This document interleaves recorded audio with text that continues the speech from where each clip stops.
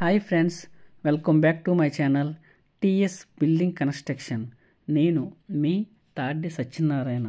ఈరోజు మీకు ఈ వీడియోలో స్లాబ్కు సంబంధించి కాలమ్స్, పిల్లర్స్ అని కూడా అంటాం మనం.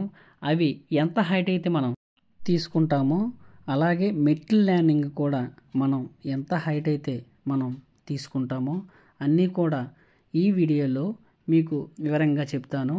ఈ వీడియోని లాస్ట్ వరకు అయితే చూడండి.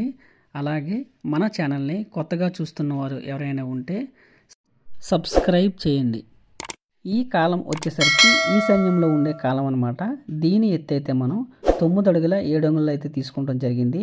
తర్వాత ఇక్కడి నుంచి ఆగ్నేయం వైపు వచ్చే కాలం 2 అంగుళాల మేరకు మనం చూసుకోవాలి. ఆల్రెడీ మనం కింద స్లాబ్లో పెట్టాం కాబట్టి ఇక్కడ అవసరం లేదు.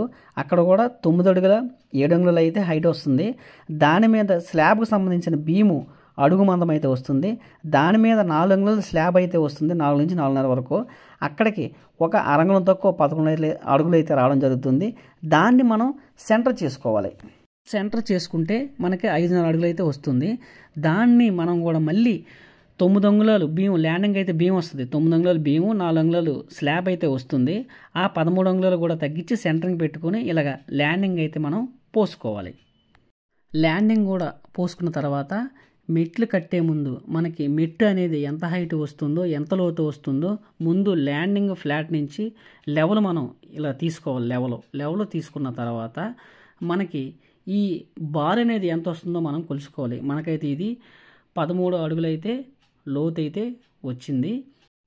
అలాగే ఎత్తు వచ్చేసరికి మనకి 5 అడుగుల 8 అంగుళాలు అయితే రావడం జరిగింది. అంటే 68 అంగుళాలు అనమాట.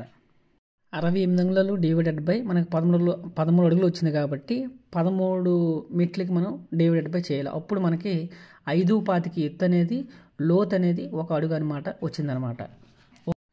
ఇలా మనం మెట్లను అయితే కట్టుకోవాలి.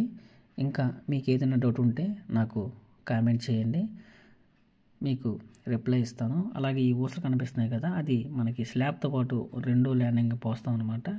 అలాగే ఇలాగా మనం కింద నీళ్ళు వాటర్ పెట్టి మొళ్ళు కడతాం చూసారా, గట్లు కూడా అంటాం అనమాట.